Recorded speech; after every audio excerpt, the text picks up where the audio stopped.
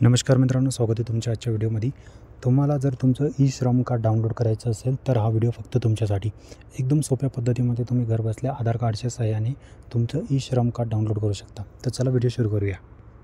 सर्वात अगोदर तुम्हाला गुगलमध्ये सर्च करायचं आहे ई-श्रम। तर e-shram.gov.in ची ऑफिशियल वेबसाईट ओपन होऊन जाते। त्याच्यानंतर तुम्ही त्या लिंकवर क्लिक केल्यानंतर तुमच्यासमोर असा इंटरफेस येतो। त्यानंतर रजिस्टर ऑन ई-श्रम या बटनावरती क्लिक करायचं आहे। त्याच्यानंतर तुम्हाला वरती 3 डॉट दिसत आहे।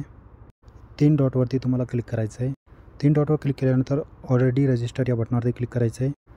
अपडेट प्रोफाईल युजिंग आधार या बटनावरती क्लिक करायचं आहे।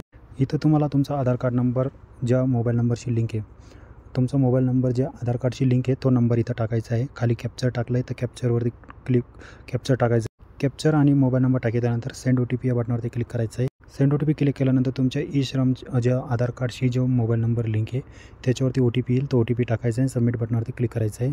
त्याच्यानंतर तुमच्यासमोर असा इंटरफेस येतो। इथं तुम्हाला तुमचा पूर्ण आधार कार्ड नंबर टाकायचा आहे। आधार कार्ड नंबर टाकल्यानंतर OTP या ऑप्शनवरती क्लिक करायचं आहे। OTP क्लिक केल्यानंतर तुम्हाला खाली जो कॅप्चर दिला आहे तो कॅप्चर टाकायचा आहे आणि सबमिट बटनावरती क्लिक करायचं आहे। सबमिट बटनावरती क्लिक केल्यानंतर तुमच्या आधार कार्डशी जो मोबाईल नंबर लिंक आहे त्याच्यावर अजून एक OTP येईल। तो OTP नंबर तुम्हाला प्लीज एंटर OTP या बटनावरती क्लिक करून तिथं OTP टाकायचा आहे आणि व्हॅलिडेट बटनावरती क्लिक करायचं आहे।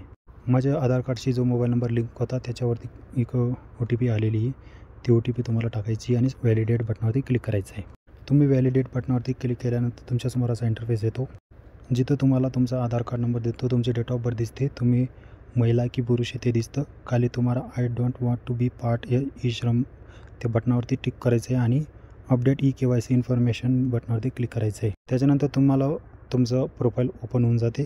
तुम्हाला डाउनलोड UAN कार्ड या बटनावरती क्लिक करायचं आहे। नंतर तुम्हाला ग्रीनमध्ये डाउनलोड UAN कार्ड या बटनावरती क्लिक करायचं आहे। नंतर ऑटोमॅटिकली तुमच्या मोबाईलमध्ये तुमचं ई-श्रम कार्ड डाउनलोड होऊन जातं। ते असं दिसतं, जे तुम्ही ई-श्रम कार्ड डाउनलोड केलं आहे तुमचं ते असं दिसतं।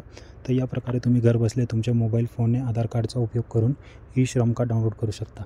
तर आजचा व्हिडिओ कसा वाटला कमेंट करून नक्की सांगा आणि असेच व्हिडिओसाठी चॅनल सबस्क्राईब करा, बेल आयकॉन प्रेस करा, आपल्या मित्रांसोबत व्हिडिओ शेअर करा आणि नेक्स्ट व्हिडिओ कुठल्या टॉपिकवर पाहिजे ते मला नक्की सांगा।